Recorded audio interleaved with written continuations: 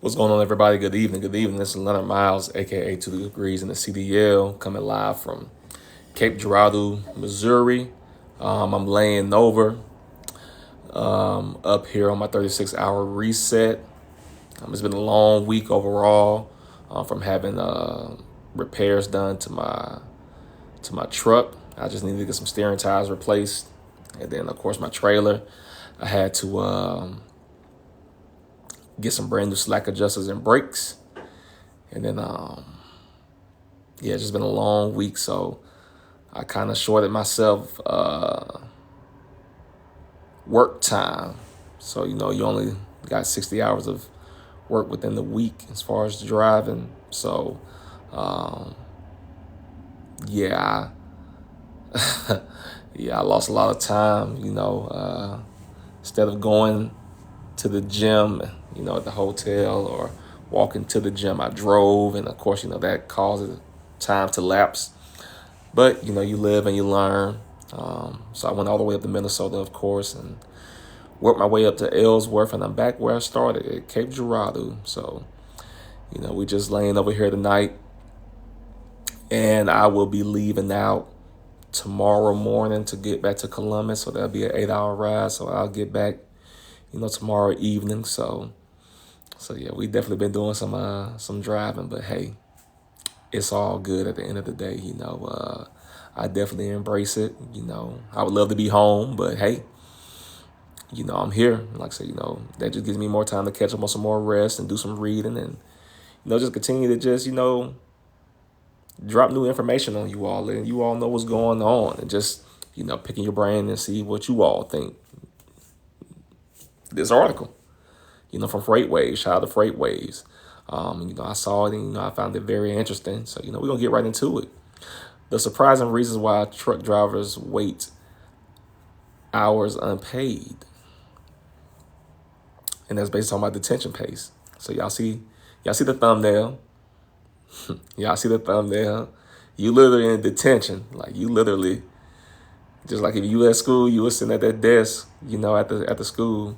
When you get to some of these places, it is not a quick unload, or it's not quick for you to get loaded up. So, hey, here it is when you're in detention. All right, so I'm going to read the article, and then, we'll discuss.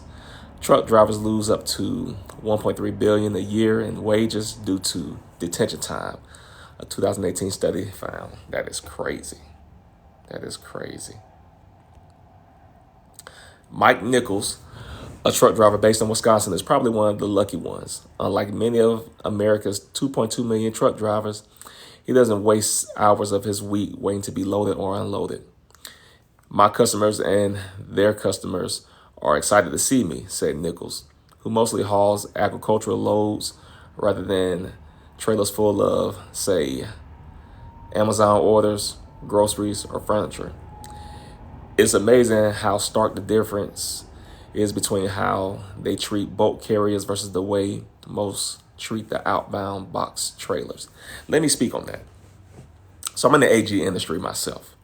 So it feels great going to places where it's like, all right, I know I can get loaded just like that, and I don't have to wait at all. The only time I had to wait for any type of load, and this is why I don't care to do these type of loads, like period, is I did Walmart delivery before, and I got loaded up in a place in Griffin, and I had to take it all the way to Palestine, Texas. So I took it over there to Palestine, Texas, to the Walmart distribution center. I'm thinking I can deliver early. Nah, Walmart, it is definitely time based. So if you're scheduled to be there at a certain time, you need to be there at that time, or you'll get messed up. But I took it, and I waited I got there at 4 a.m. that morning, and I had to wait about 3 hours to get unloaded. So, of course, you all know that on duty time, starts trickling down. And now it eats away into your driver time, which is what ended up happening to me at that point. So I had to push it. you know, to get to my next place. So I still had to get loaded somewhere else, you know.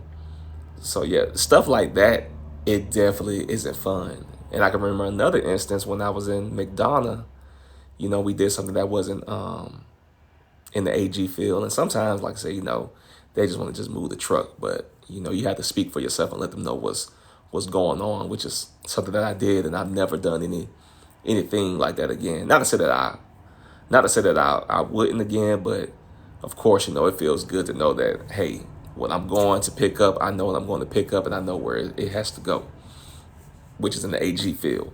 But I picked up some tires out of McDonough, and it took them almost 4 hours to load me up.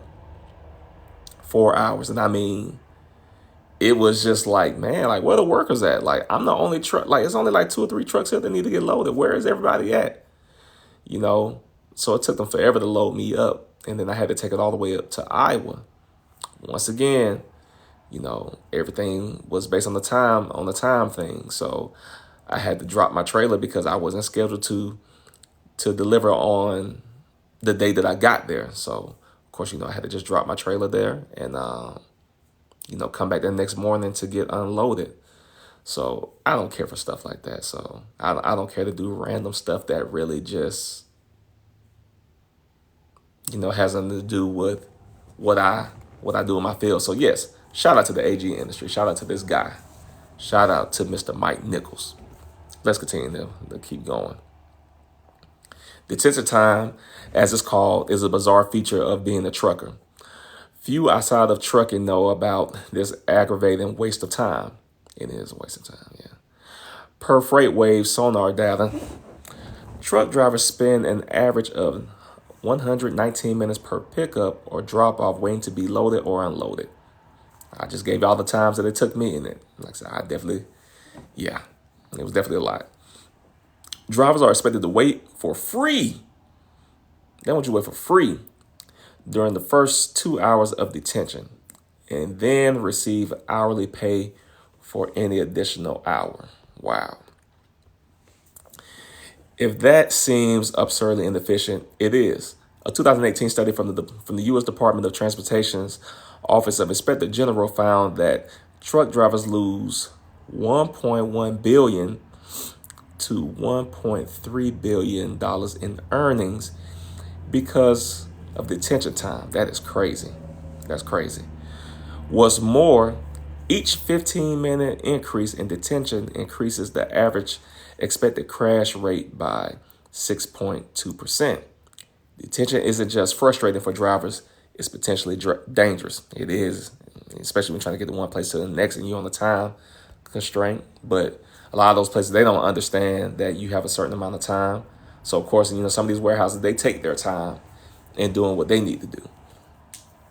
This becomes a safety issue, said Isaiah Sanchez, a truck driver based in Murfreesboro, Tennessee. Shout out to Murfreesboro. I've been through there. I-24. Shout out to y'all. Truckers are always in a hurry to get back on the road, and that can lead to accidents. So I chatted with 2 former executives from the food and beverage world to learn more. Rob Haddock and Ben Ritchie. They're the guys who used to get calls from truck drivers asking why on the earth they can't get out of their warehouses more quickly. The reasons boil down to this. But yeah, a lot of truck drivers, you know, when you're on the time limit, like I said, you know, you are on a time limit to get to your next destination. So it is definitely for some truck drivers, you know, some truckers, you know, they're in a hurry. They're trying to get loaded or unloaded because they want to get to the next place. But like I always said before, man, safety is key. You know, you can't control anybody loading or unloading you. And it's unfortunate, but the main thing, you know, is being safe. Like I said, you know, they definitely need to work on, you know, getting this stuff taken care of as far as, you know, getting more people in place, you know, for these warehouses or even building bigger warehouses, you know, but yeah, you know, a lot of stuff can be prevented, but, you know, you can't always expect, you know, people that work in the warehouses to understand our point of view. So let's just continue to read. All right. The reasons boil down to this. Oh, here it is right here. Warehouses need to hire more workers. Number two, warehouses are extremely out of date. And number three, big brands aren't falling all over themselves to address either issue. Warehouses need to hire more workers. Richie pointed to a pretty obvious reason for why it takes forever to get truck drivers loaded and unloaded. There just aren't enough warehouse workers. That problem, Richie said, compounded during the early 2020s when companies at large struggled to find workers. Yeah, it happens. Most of the places that I've been at, I'm usually able to get loaded or unloaded pretty quickly. Of course, working for BVS, we deal with a lot of, just our own co-workers. So I'm able to get loaded or unloaded, pretty quickly.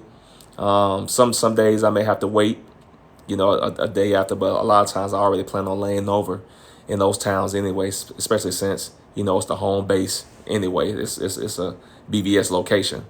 Other places that I picked up at, like bulk hazmat, from either out of Chattanooga, or I'll pick up some agricultural stuff, even down here around the Cape Girardeau area in a place called Scott City. I'm able to get loaded and unload. Well, I'm able to get loaded up pretty quickly, and it's never an issue. So it's always whenever I'm doing something that's not within the realm of agriculture that it's a problem. It's always a time limit. So yeah, I definitely, I have better experience, with getting loaded or unloaded pretty quickly. All right, so let's continue to read. Pay increases have followed. About 1.8 million people work in the warehousing sector, per federal data. In November 2023, the latest period for which data is available, warehouse workers and management earned just under $24 an hour on average. That's $1.50 an hour increase from the year before and $4 higher than 5 years ago. This pay is higher than most blue collar or service work, according to Business Insider. Still, that does not appear to keep warehousing staff. Warehouse work is notoriously demanding with chaotic hours, challenging quotas, and higher exposure to workplace injuries. The general trend has been we can't fill all our open roles, Richie says. We can't keep up with the pace of work. Antiquated warehouses are no match for the modern shopper. There are two common ways a truck can get loaded. Drop and hook, where a driver simply unhooks the trailer or hooks up to a new one. Haddock said drivers can get in and out of a warehouse in about 30 minutes in that system. Warehouse workers load or unload the trailer without needing the driver to be there. Live load, where a driver waits while being loaded or unloaded. Haddock said that takes around 3 hours, in large part because you're waiting for workers to be available to do the job. Like I told you all before, I don't really have any issue with this.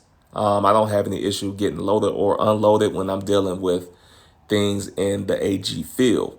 Now, of course, if I'm doing something that doesn't have anything to do with the AG field, that's when I get, the longer wait, either getting loaded or unloaded. Just like I said before, with the tires that I had to pick up in McDonough, Georgia, that took about 3 to 4 hours. To get loaded up, to get unloaded at Walmart, that took about 3.5 to 4 hours. So yeah, it definitely, for me, I don't experience it, like most drivers do, but I understand that it is a problem. Drop and hook is becoming the norm. However, it requires more space. That's a problem for long-time brands that have their warehouses and distribution centers in areas where they can't expand, Haddock said. He estimated that the warehouses of most established brands are 50 to 70 years old. Yeah, it's outdated, and a lot of these places don't want to move from one place to another, but, they definitely realize that they need to. Obviously, The U.S. consumer base has massively expanded since then. So have the number of stock keeping units or SKUs that each company sells. SKU proliferation, as insiders call it, is pretty out of control. Brands sunset a certain number of SKUs each year, but plenty more seem to join in. Some products aren't particularly popular, but retailers might insist on keeping those products alive for a regional tranche of shoppers.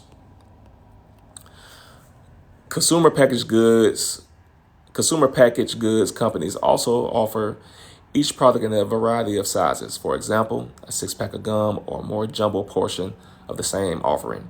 We as American consumers are probably extremely spoiled, Haddock said. The spoils of consumerism are great for the average grocery shopper, but can certainly muck up supply chains. Depending on how old the plants are, their facilities were designed for a very limited of offerings, Haddock said. Now those facilities are just overwhelmed with the amount of complexity. Yeah, a lot of places are outdated, man, and still just have the same. I've been to warehouses where it's like, man, like, when was the last time y'all had anything new? Yeah, I definitely get the outdated warehouses. Big brands are not falling all over themselves to address either issue. Crazy long detention time seems to be a result of company cultures that just don't prioritize logistics. When the logistics group is asking for money to improve, they're also going up against every other department in the organization, Haddock said. Unless the company has endless funds to distribute, the funds go to the department that have the most compelling story as to why it's needed. Let's say there's $1 million. The sales team can say, well, if you give me $1 million in marketing, I can sell 10,000 more cases. Haddock added. Manufacturing will say, if you give me $1 million, I can produce 100,000 more cases. If you give logistics $1 million, they're going to say, we think it'll improve the efficiency of the warehouse. It probably will, but you have to take a leap of faith. Especially in warehouses are definitely necessary. You want to get people in and out, pretty fast, because you notice that, if you have a small warehouse and you only have like one docking door, and you got other people that are waiting, they'll probably tell their boss like, hey, like, why are we taking them on as a client? We can't get in and out, how we need to. So, definitely updating, your warehousing and stuff like that. That's definitely key, for truckers, because at the end of the day, we're on the clock. You close at a certain time, the warehouse, but the driver is on the clock, and, the driver wants to get in and out as quickly as possible. The attention to logistics has to come from the on-the-ground management too. Richard says supervisors need to engage in soup to nuts planning the day before, then pack up trucks or stage inventory to accommodate whatever is happening the next day. It all falls into place when you have leadership that really cares, Richie said. Perhaps the most cynical reason for why shippers gobble up truckers' time is that it's free, at least for the first 2 hours. It's unsurprising that retailers would consume every minute of that. But Haddock said there is a consequence of that so-called free good.